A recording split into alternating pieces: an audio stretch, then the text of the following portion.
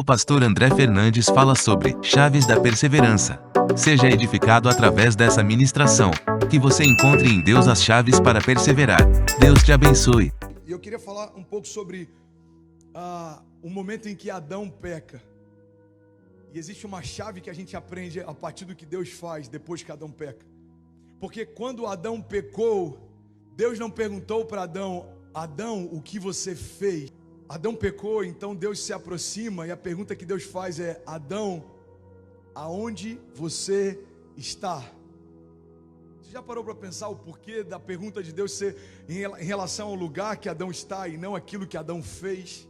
E esse é o ponto central que eu quero compartilhar e começar essa mensagem. É porque o problema do pecado, irmão, não está só no que fazemos, mas para onde o pecado nos leva depois que pecamos.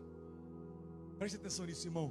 Eu queria pedir para nenhum voluntário se mover no auditório. Fica todo mundo conectado comigo aqui. Quando Adão peca, Deus não pergunta: Adão, o que você fez? Porque a preocupação não está apenas na obra das mãos de Adão, mas no lugar que Adão se esconde depois de pecar. Ele diz: Adão, aonde você está? André, eu ainda não entendi o que isso tem a ver com perseverança. Eu vou te explicar, irmão. Porque perseverança é não permitirmos que os nossos erros nos levem para um lugar onde Deus não está. Perseverança não é só a gente saber lidar com o erro depois que fez, mas é a gente saber para onde ir, mesmo depois que a gente errou. Tem pessoas que estão me ouvindo agora, e talvez o teu casamento está em crise, talvez o teu negócio, o teu chamado, o teu ministério, a tua fé, talvez você está pensando em desistir, você está desanimado, pensando em parar, e provavelmente, irmão, isso tem a ver com algum erro, algum acesso, algum tropeço, algo que aconteceu, que foi desanimando você, talvez mesmo sem perceber. E eu vim aqui nessa noite te lembrar que perseverança tem a ver com os lugares para onde você vai depois que erra. Os lugares para onde você vai depois que algo foge do controle. André, a minha empresa está quebrando, eu não sei para onde ir. Irmão, vai para perto de Deus, corre para Ele. O pecado, a religião vai falar: ei, você precisa se afastar de Deus. Agora Jesus vai falar: irmão, corre para a graça, se esconde em mim. Aquele que habita no esconderijo do Altíssimo, a sombra do Onipotente descansará. Existe descanso, isso é muito poderoso, para aqueles que buscam refúgio.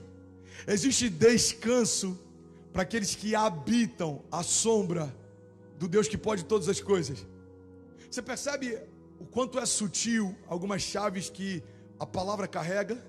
Ela fala de habitação. Presta atenção nisso, irmão. Só essa primeira chave eu creio que já vai liberar o destino de muita gente. A palavra fala de habitação, porque a habitação é completamente diferente de um lugar de visitação.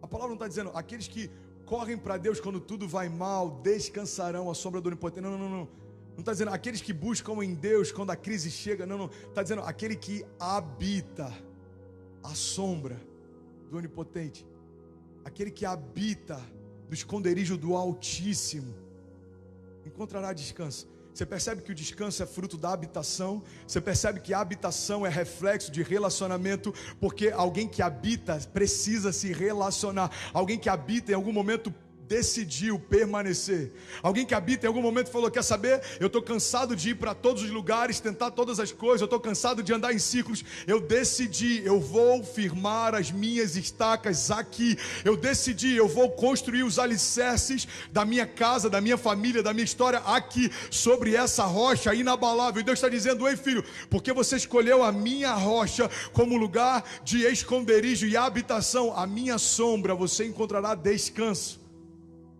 Deus está ensinando princípios desde a queda de Adão, que são aplicáveis para a nossa história hoje também. Tem gente que está dizendo: mas você não sabe o que eu fiz. Irmão, eu não sei, mas Deus sabe, e ainda assim Ele decidiu se entregar por você. Quando Jesus se entregou naquela cruz, Ele sabia do que faríamos. Deus não se entregou, Jesus não se entregou por nós porque nós merecíamos, é porque Ele desejou. E a gente precisa entender a diferença entre mérito e desejo. Nós não vivemos milagres porque merecemos, nós não estamos de pé porque merecemos, nós não fomos gerados porque merecemos, porque a gente parte de um pressuposto: fomos gerados antes de fazermos qualquer coisa. Ou seja, Deus liberou uma palavra de vida sobre nós, nos enxertou no ventre da nossa mãe, sem termos feito nada ainda. Irmão, você não nasceu porque merecia nascer, você mereceu porque Deus desejou que você nascesse. Somos desejados por Deus, desenhados por Deus. Então, como que um Deus que desejou você abandonaria você?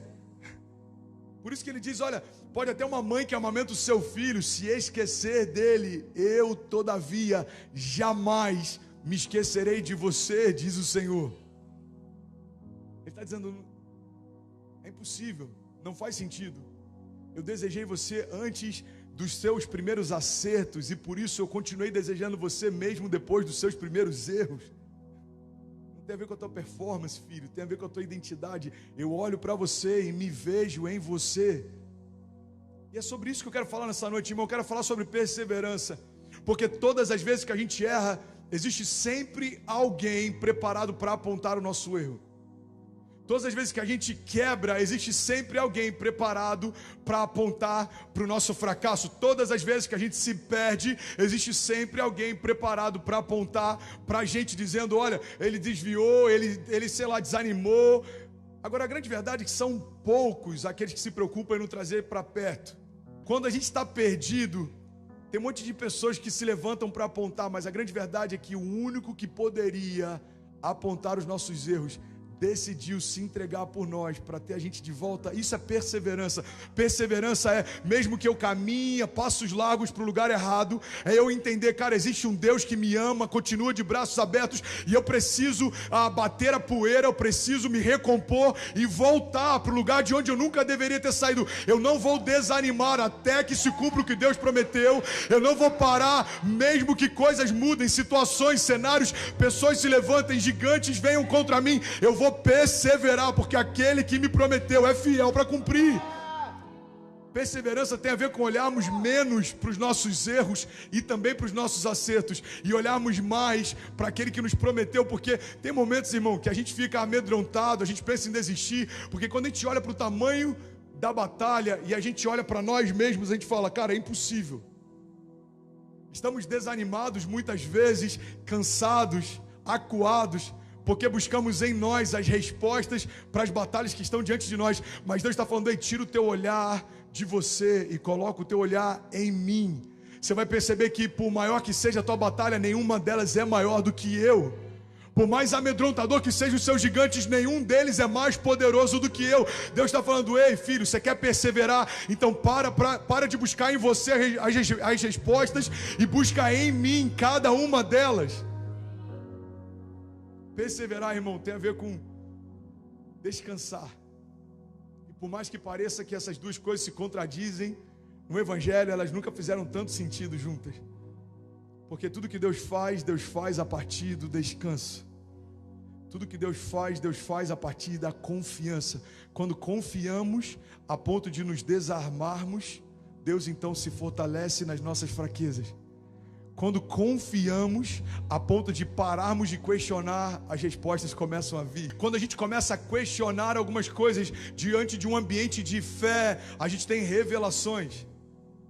O problema é quando a gente começa a questionar algumas coisas no ambiente de incredulidade, a gente começa a se mover por dúvida. Então Deus está falando aí: você tem dúvidas, você está angustiado, preocupado, tá bom, então busca em mim as respostas e eu vou te dar cada uma delas.